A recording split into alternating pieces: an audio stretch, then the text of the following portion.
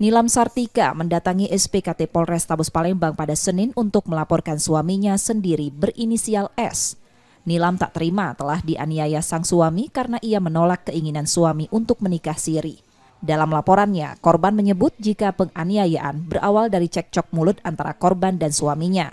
Sang suami lebih memilih membayarkan uang kontrakan rumah wanita idaman lain daripada membelikan susu untuk anaknya. Tidak hanya itu, korban juga tidak mengizinkan suaminya untuk menikah sirih dengan wanita lain. Penolakan itu membuat suaminya naik pitam dan langsung menganiaya korban hingga mengalami luka lebam. Dia pamit ngomongnya. Ami dia nak nikah siri minta izin dia Pak sama saya nak mau.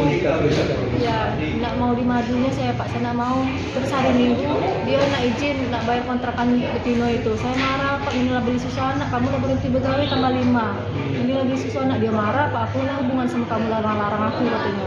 Asal kalau larang-larang aku dipukulnya saya Pak. Saya pas megang tasbih saya lempar tasbih ke kening dia Pak. Laporan korban telah diterima pihak kepolisian dan dalam proses penyelidikan. Yudi Kiswanto, Kompas TV, Palembang, Sumatera Selatan.